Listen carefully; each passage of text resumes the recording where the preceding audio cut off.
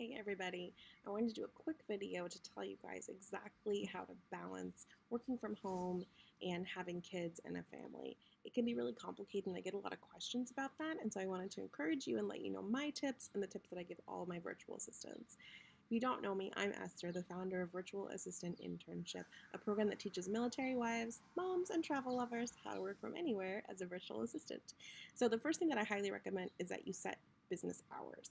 That's going to be really, really important for your sanity and also so that you have time for your family. So literally go into the calendar, should be aligned with your phone and your Google Calendar, and set business hours that you're going to be working. Block them out. And it could be before your kids wake up, it could be during nap time, it could be in the evening when your husband gets home. Whatever those hours are for you that makes sense for you and your family and where you're at is what you want to do. You don't have to apologize to anybody for not wanting to work between certain hours because that's when you're having family time. Protect those times, they are just as important.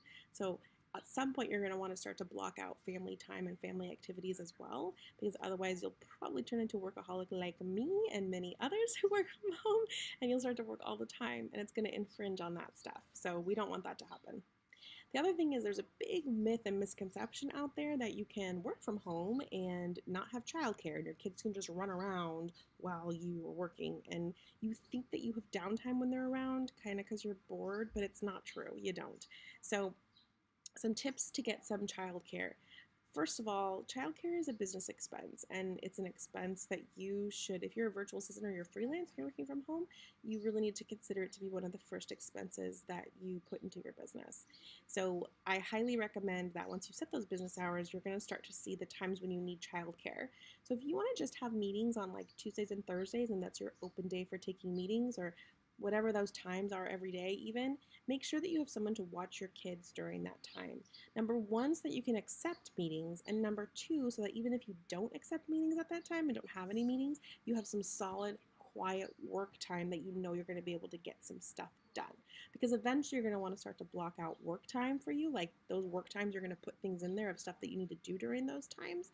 And if you don't have anyone to watch your kids, then how are you going to get that stuff done? So just be realistic about it. Like I have a 6-year-old, and I had to own up to the fact that I couldn't do a lot when he was around. He wanted attention from me. And that was part of why I worked from home, so that he could have my full attention when it was time to have my full attention, right? Um, and if you can't afford childcare, that's okay. Just do what you can. So maybe you afford to send them to like the church childcare 2 days a week? Can you afford to do a childcare swap with a friend so that she has your kids 2 days a week and you have the kids the other 2 days a week? Determine what you can do. Don't look at what you cannot do. Another great thing is that if you're home, you can actually hire girls who are like young, like under between like 10 and 13 kind of, where they can't really babysit on their own yet, but they can be in the house with you while you're there, and they're a lot cheaper per hour than if you were to pay like a real babysitter. They're more like a mother's helper to kind of keep the kids busy and quiet while you're trying to get some stuff done, and they can come for like 2 hours a day after school and that would give you some really nice quiet focused time. The last thing is, and this one's really important, you need to determine what success means to you.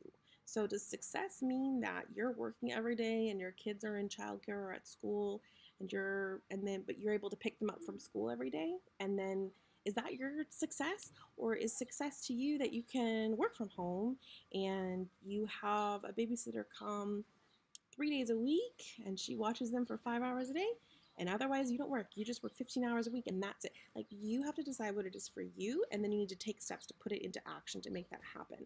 No one else is going to determine it for you. And mine has shifted over time. Sometimes I wanted to have my son in full-time childcare because giant bee over here.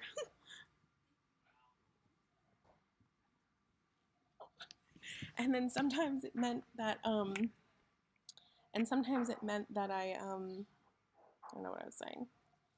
Sometimes it meant that he was full-time childcare, and sometimes it meant that he was home with me more because I didn't have a ton of projects going on at that time and I wanted to have more time with him. Sometimes it means moving to Bali like I did and taking a month, where he's 2 months actually, where he's spending time with his grandparents and I'm here getting things kicked off here and getting us settled here. So there's no rules to this. You need to do what's good for you and your family, and that's kind of the most important thing I want you to get out of this. The last thing is I have a free thing for you We actually have a free book about how to work from home without selling anything. So if you're interested in how to be a virtual assistant, how to get started doing freelance work from home, you can grab it. It's in the description or the comments, and you can download it. And we also send out a free weekly email on Fridays with a bunch of remote job postings and a bunch of things that and how to work from home resources. So I hope that helps.